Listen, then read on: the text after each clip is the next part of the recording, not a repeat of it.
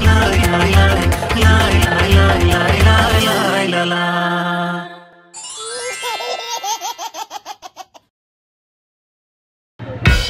How are you? How are you? I'm Anay Mujib and welcome back to my channel. So, nandito po tayo ngayon sa beautiful mountain of Pakistan. I'm here again. May mga pa-confetti sila.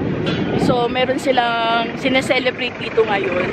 At hindi ko alam, ang daming tourist actually. Ang daming mga tourist na hindi taga rito. Nagpupuntahan sila. Pero Pakistani pa rin. Nagpupuntahan sila kasi nga may celebration ginaganap dito. Pero grabe, ang lamig. Sobrang lamig. Kita nyo ba yung mukha ko? Namumuti na. Naglagay ako ng cream pero parang hindi alata kasi dry na dry pa rin dahil nga ang lamig. So ayan, pumunta na kami sa dinaraos na kasalan. Actually, itong araw na to is dalawa yung okasyon. Yung sa tanghali o sa hapon, eto mga umaga pa to eh. So sa hapon, ayan, magdaraos sila dito ng engagement. Engagement doon sa kapatid nilang babae. And then, pagdating ng gabi, magse-celebrate naman ng mehendi para doon sa panganay na lalaki. Dahil kinabukasan is kasal na or nika. So, ayan yung celebration. Ayan na yung preparation pala. Ayan na yung preparation. At ito, nakita ko, dalawang batang to. Cute na cute talaga ako. Magkamukha sila. Uso talaga dito sa Pakistan, lalo na sa part ng asawa ko, ang mga kambal. Marami talaga silang ano dito, mga kambal-kambal.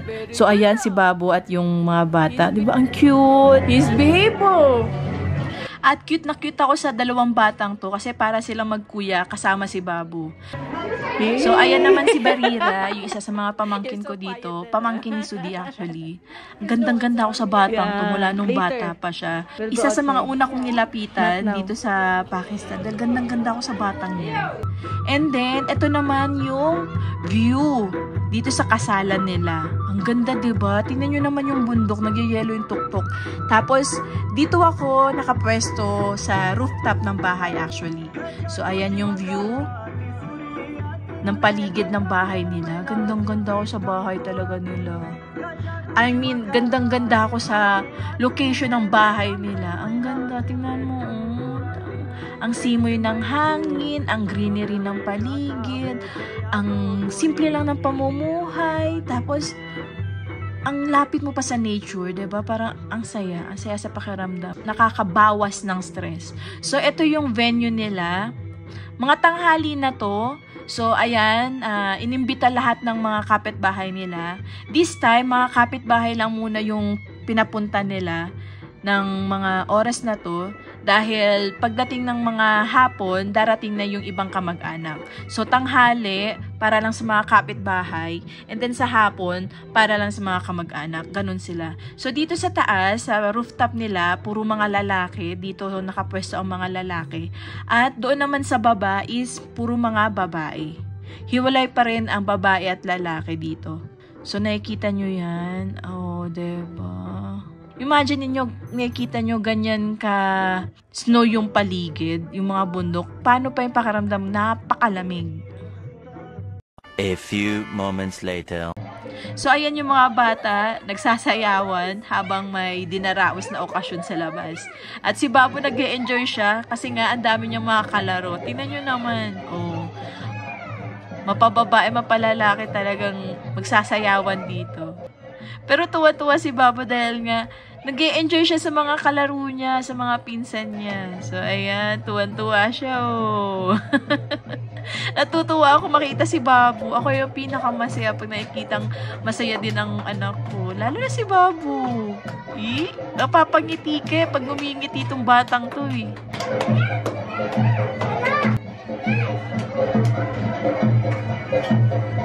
So, ayan, yan naman yung dinaraos sa labas. At mga bata nasa loob ng bahay. Ito naman yung nangyayari sa labas. Ayan, engagement naman ito. Engagement naman dinaraos dito. So, ayan, yung mga kamag-anak na. Bago na yung setup. At, as usual, sayawan talaga. Dito, sayawan ng sayawan. Tsaka nagbibigayan sila ng mga pera.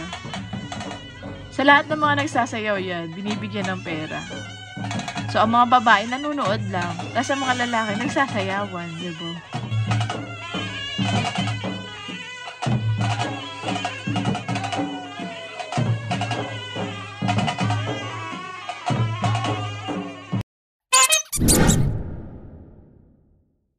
So, after naman ng sayawan, ayan, nagbibigay naman sila ng pagkain sa mga dumalo para sa mga kapitbahay.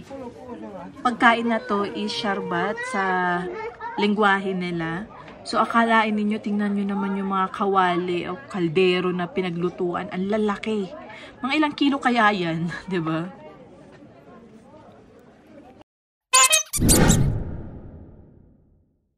So, eto, gabi na.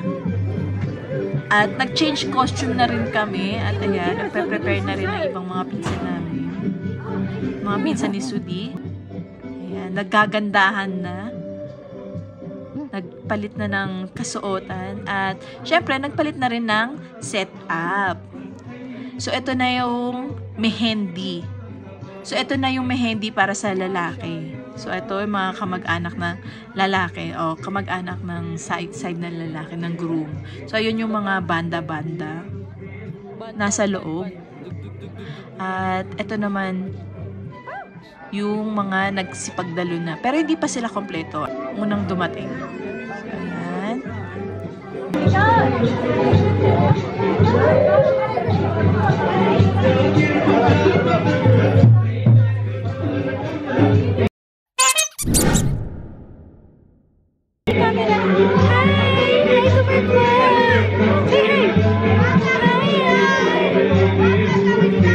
Dito kami sa may hagdanan.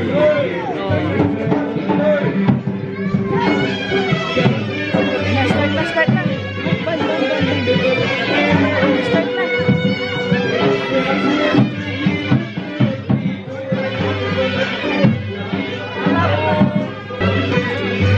Adya? Say hi.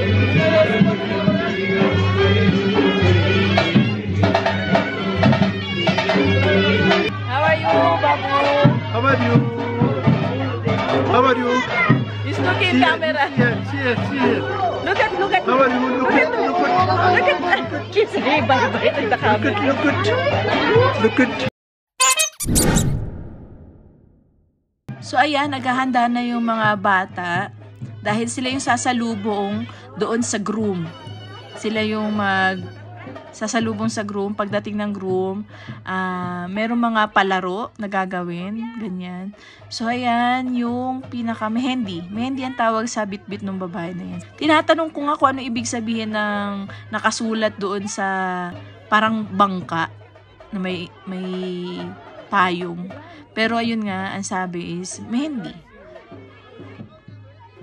Nagse-celebrate ng mehendi. Tingnan nyo naman yung mga pinsan ni Sudi. Talagang nag-prepare at pinaghandaan. Ang gaganda nila. In fairness, ang gaganda nila. Gandang-ganda ako sa kanila. So, ayan, yung mga kamag-anak ni Sudi. Dito sa Hunsa.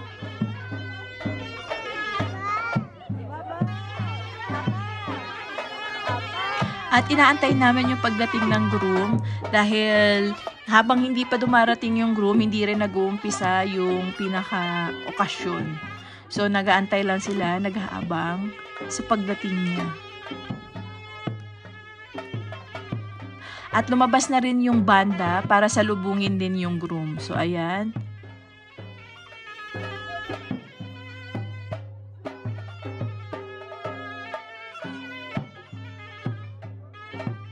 At in fairness, tingnan nyo naman, may fireworks yung groom. In fairness, diba?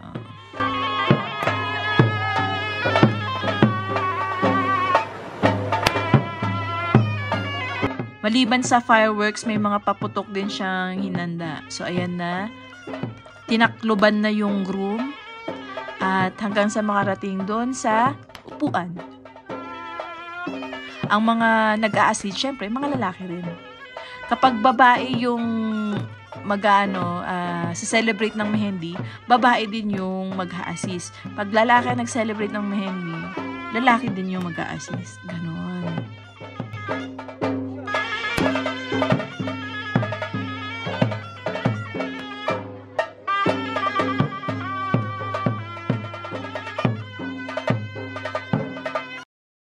Natakot ang baba sa paputok.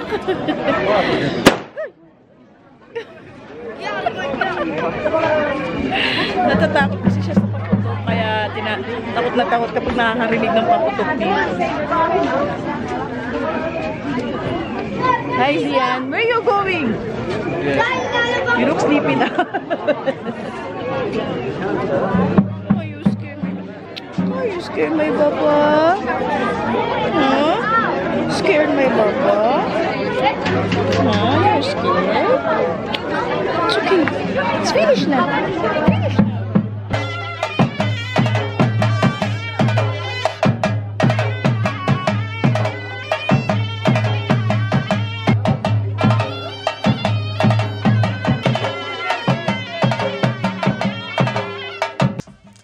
At ito na nga, nag-umpisa na naman ang sayawan. Mula kaninang tanghali, pagdating sa gabi, sayaw na naman ulit sila. So, kapag may okasyon dito, talaga walang humpay ang sayawan. Pagod na pagod yung groom at yung mga bisita rin, yung mga dadalo dun sa pinaka-okasyon o pinaka-kasalan. Pagod silang lahat actually. At isa pa sa nakakatuwa kasi dito kapag may okasyon sila, nagsasalo-salo sila. So, nagkakaroon na rin ng mini reunion at kamustahan sa mga pamilya nila. So, kapag may okasyon talaga dito, present lahat. Lahat sila dumadalo dahil nga, syempre, kamustahan na rin sa ibang kamag-anak na hindi napupuntahan o na hindi nabibisita. Ito yung nagiging pinakarason nila para magsalo-salo ulit sila.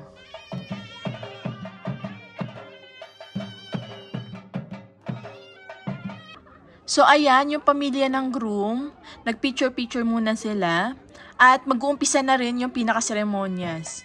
So, lahat ng kamag-anak, mag-congratulate doon sa groom, at magbibigay na rin ng kaunting bigay o regalo.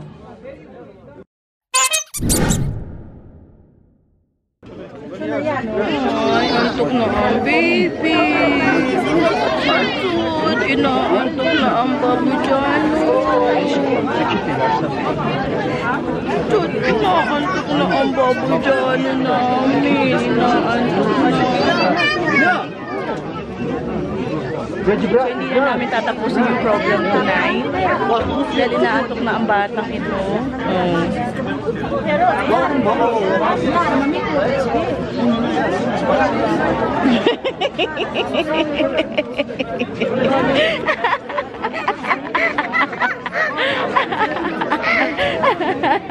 Inaantok na ikaw.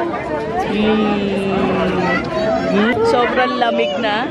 Tapos sabayan pa ng ambon. Umaambon pa. Ay, yung isa dito inaantok na.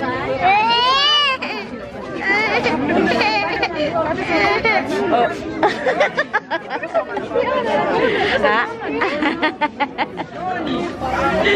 Naantok ka na? Ha? yung isang kamay niya nandito na. Papasok na yan sa loob. Papasok na yan. Kasi naantok na yan. O, tingnan mo. May ganyang ano siya, may ganyan siyang technique. Diba?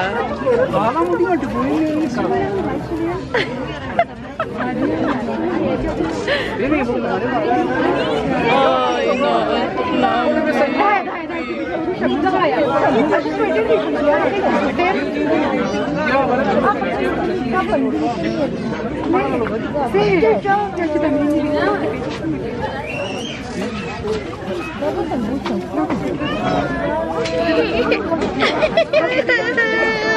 At di pa kami umuuwi kahit inaantok na si Babo dahil hinahantay namin yung turn naman din namin ni Sudi para mag-congratulate doon sa groom. So ayan, si Sudi, siya muna nag-aalaga kay Babo dahil inaantok na talaga si Babo. Medyo late na rin kasi ang mga oras na to, mga 9 or 10 na rin ito.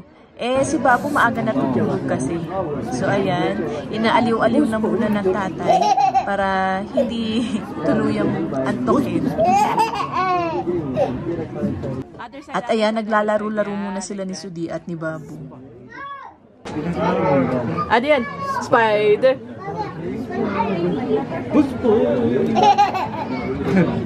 Ganun.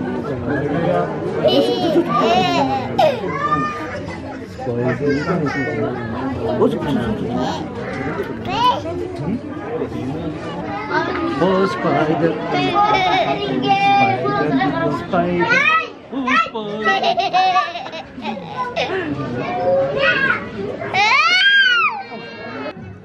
At ako naman, nililibot ko lahat ng mga kamag-anak ko, mga babae o mga kakilala ko. At hindi ko rin kakilala, nililibot ko rin para mga kamustahan.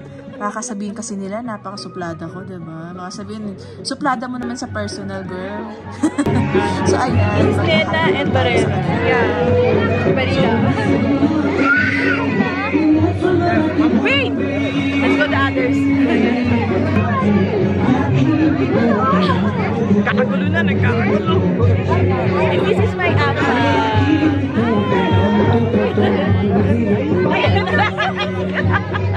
Hi, this is the sister Bloom.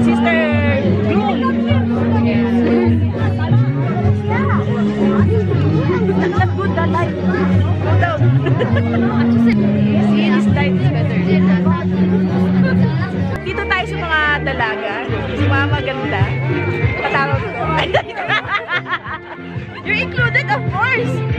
So this is my relatives here in Pakistan. She's my mommy. She's my mommy. She's my chachi. So ayan, magpa-party-party na muna kami. Bye!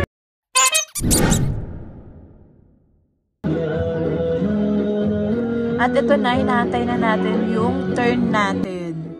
At nung mga panahon na to na turn na namin, nakatulog na si Babu. So, ito, ayan. Tatapit kami sa groom at counting picture-picture. At lalagyan namin yung tissue niya ng henna. Lalagyan namin yung tissue niya ng henna. Ewan ko pa para saan yun. Nakalimutan ko rin itanong. So, lalagyan ng henna. After maglagay ng henna, ayan, papakainin namin ng matamis si groom. At kung gusto namin, kakainin kami. Pero, hindi ko bet kasi kumain ng matamis. So, hindi ako kumain ng matamis yan. Na matamis na yan.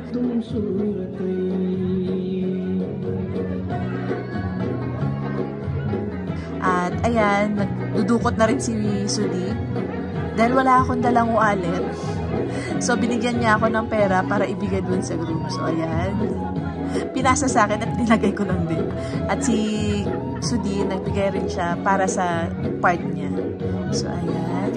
After namin magbigay, magpipicture-picture muna kami. Ayan. After na picture-picture, tapos na. Pwede na kami umuwi ni Babu dahil inaantok na yung batang ko. Kawawa naman, diba? Kahit ang ingay-ingay ng paligid, nakatulog. The next day. At ito naman, kinabukasan, si Sudi yung nag-asikaso ng iba-barbecue doon sa gagawing kasalan. So, etong araw na to is kasal na ni groom. So, siya yung nakatoka para magluto ng mga barbecue o kebab. Kebab ang tawag nila sa barbecue nila dito eh. So, ayan, yung mga lalaki ang mga nagluluto dito. Yung mga babae, sila yung nagluto ng tinapay. Ang lalaki ng mga kawa, diba? Kalain mo. At ilang kilo rin yung nailuto ni Sudi dito na kebab. Grabe. Say hi! Hi! Hi! Hi! Hi!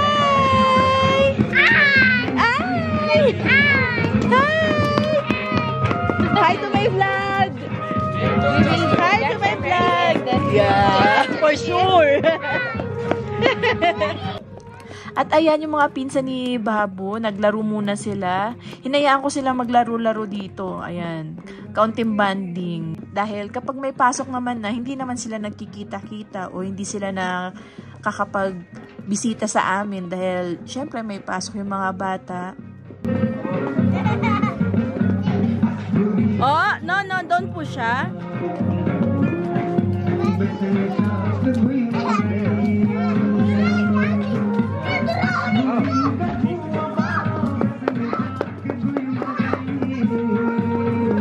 At ayan, nangungulit sila. Same time, tinutulungan din nila yung mga magpapalit ng magpapalit ng decoration para sa Nika. Kasi iba-ibang decoration, kasi iba-ibang okasyon, iba-iba rin yung decoration na ginagawa. Extra payment.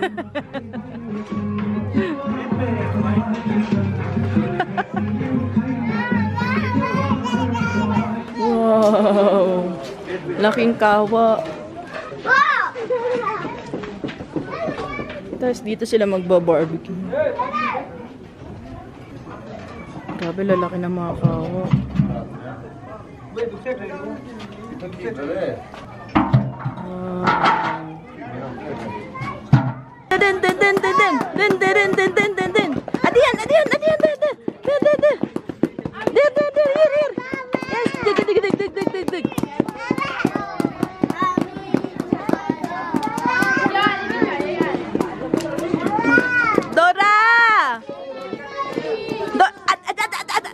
Dirty!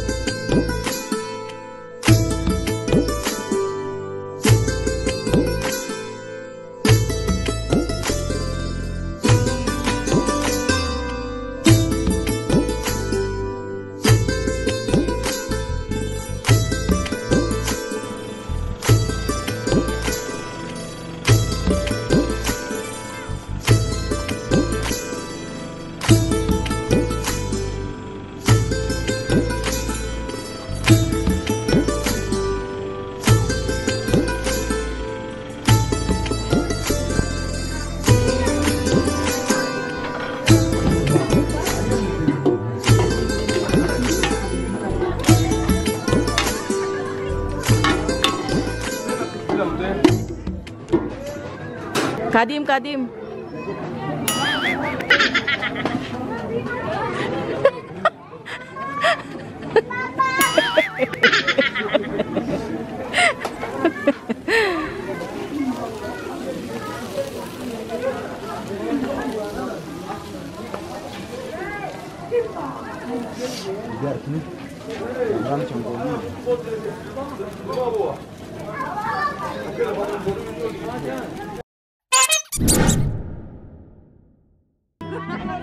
So ayan, nag-umpisa na ang sayawan. Pero kami-kami lang to, kumbaga mga close lang talaga na magpipinsan o yung sa pamilya ng asawa ko, mga kapatid ng asawa nila, ganyan. Pero ito, kami-kami lang, part ng group sa bahay na to. So kami, nasa loob ng bahay, naggawa kami ng sarili namin tugtog at nagsayawan na. So, dahil naindak ako sa tugtog nila, nakisayaw na rin ako. Sabi ko, sasayaw ako this time. So, ayan, nakipagsayawan ako sa kanila. At nakakatuwa na magkaroon ng gaytong banding sa kanila, diba? At tuwa-tuwa rin sila na nakikisayaw ako sa kanila. Ang saya lang, sobrang saya ko lang ng mga panahon na to, mga oras na to. Lalo na to si Kaku, napakakwela. Sana lang hindi ako makopyright sa mga tugtugin nila. So, hinaan natin. Ang saya-saya lang kapag nandito si Kaku Irshad sa mga sayawan. Talagang game na game siya pagdating sa sayawan. Eh. Wala talagang hindi pwedeng na hindi siya sasayaw. Sa lahat ng kasalan na inaatinan niya. Ang galing na. Galing lang ni Kaku. Natutuwa lang talaga ako sa kanya. So, nagsayawan na kami. Sayawan kami ng sayawan ng mga oras na to. As in talagang habang wala pa yung bride and groom, ayan, nag-enjoy muna kami sa loob ng bahay. Hindi muna kami nagpapakita sa labas. Kasi sa labas, halo-halo na. May mga kamag-anak na ni bride, tapos may iba pang mga bisita na in-invite din ng mag-asawa. Pero nandito kami sa loob ng bahay, pure na puro magkakamag-anak lang. So, safe naman kami na may pagsayawan with Uncle at saka may pagsayawan kay Kako. So, ayan, ina-enjoy namin. At ayan, yung sister-in-law ko, nakikipagsayawan din. Ang saya lang ang moment na to.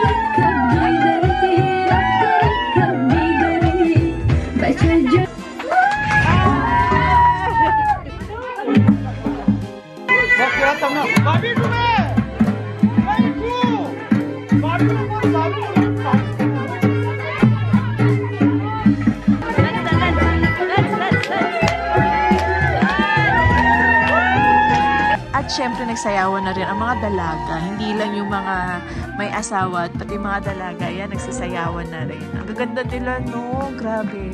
Promise, ang gandang-ganda ako sa mga dalaga dito. Lalo na yan si Rika at saka si Barira. Gandang-ganda ako sa kanila. Si Nena, tsaka si Bobby, at saka si Arriba. Ang ganda ng mga pangalan nila, no? Arriba, Nena, Rika, and then Barira.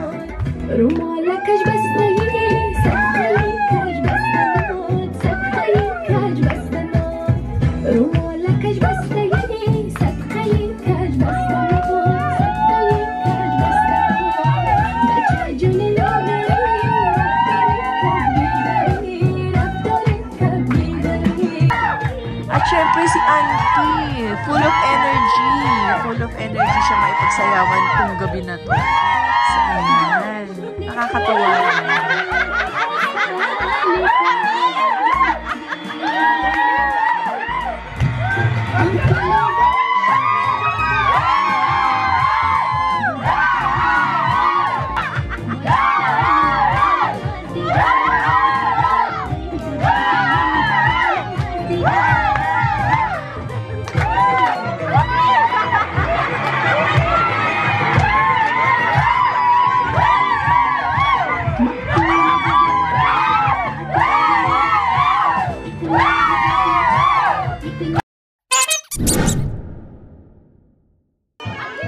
At huminto na kami sa pagsasayaw dahil nandito na, paparating na ang bride and groom. Yes. Pero itong moment na to, hindi niyo siya makikita yung bride and groom na dumarating dahil nakiusap sila sa akin na wag na silang ipakita sa video na to, sa vlog na ito. So, wish granted natin yung mga hiling nila sa akin. Hindi natin papakita sila. So, ito, papakita lang natin yung paparating na sila at saka yung pinaka-occasion o yung event nila. Pero si bride and groom, huwag na natin pakita, ha? Pakiusap.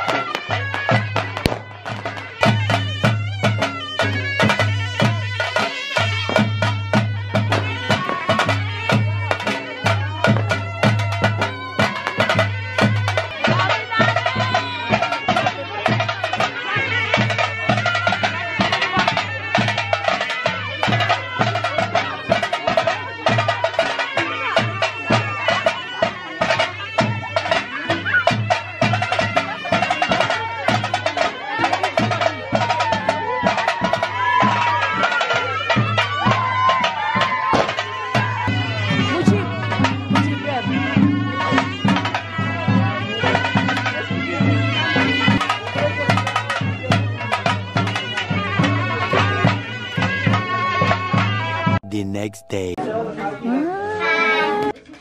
At ito na nga, kinabukasan, nagsalo-salo ulit kami magkakamag-anak para sa kaunting mini tradition nila. Actually, kaunti lang talaga kami nitong mga oras na to. Ito yung kakain kami ng traditional na minatamis nila. Gawa sa walnut, tapos wheat, at apricot oil. So, ang sarap lang. Ang sarap ng lasa na to. At hindi siya gaano katamis. Ang texture niya parang muron, pero yun nga lang, sobrang hindi mo malalasahan yung tamis niya masyado. Kaya bagay na bagay sa mga matatanda at saka sa bata din.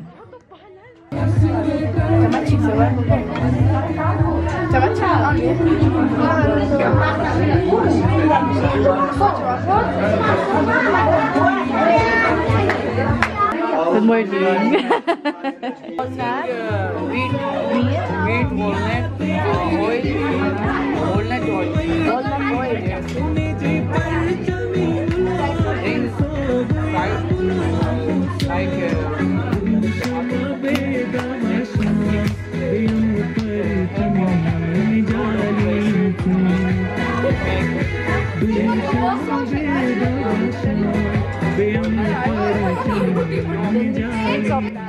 At ayan, pinapaliwanag sa akin ni Gibran kung ano yung mga ingredients nung kinakain namin.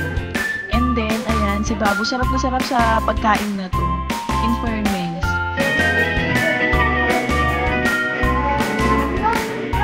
Lasa siyang muron.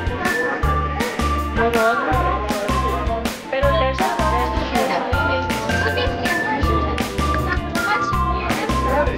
sweet na sa kanila to. Sila pa nakain ng matat.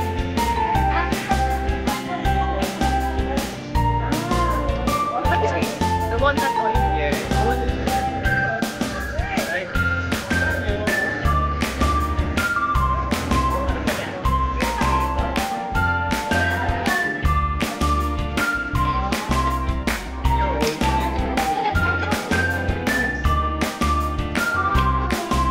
Let's see.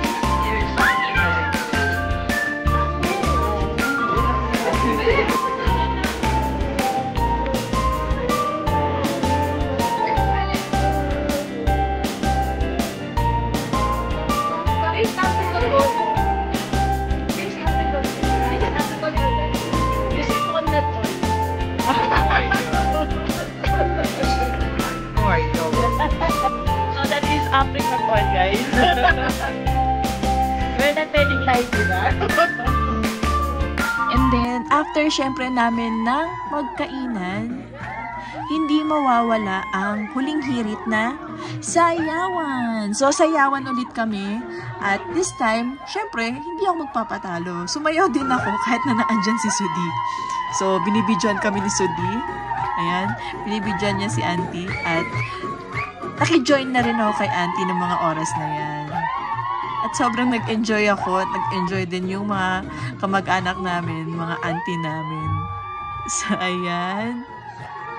Tuwan-tuwa si Auntie Sapido sa akin dyan kapag sumasayaw ako. Actually, lahat ng auntie, tuwan-tuwa sila sa akin kapag sumasayaw ako ng mga sayaw nila o traditional na sayaw nila.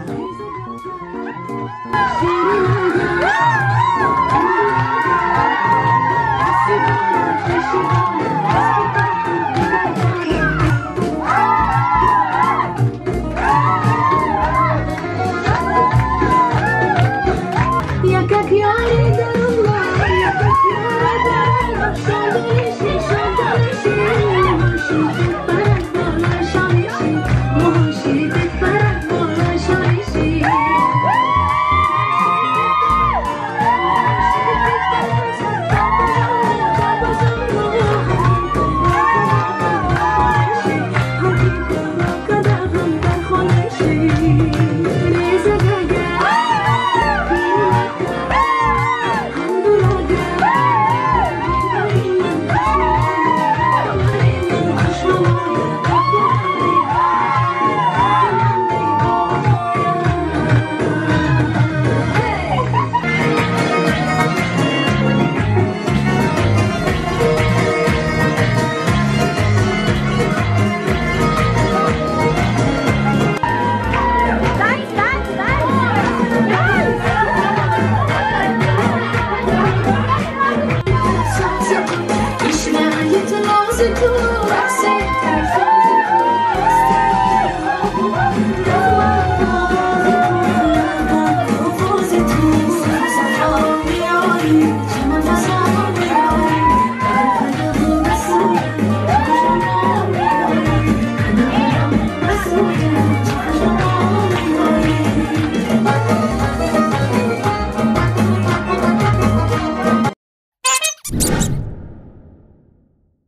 At sa mga bagong nanonood sa akin ngayon, please subscribe to my channel and help me to reach 100k para makabili na tayo ng bagong camera. Kasi ang dami nagko-comment sa akin na ang pangit daw ng kumakuha ko dahil magulo, masyadong shaky.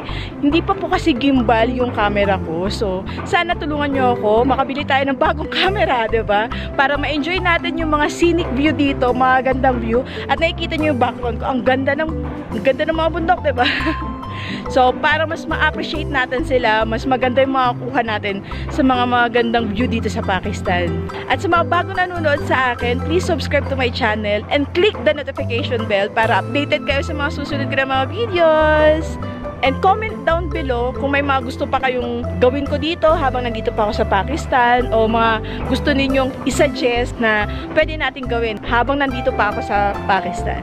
So, dito na po natapos ang video na to, and always remember, stay beautiful in here.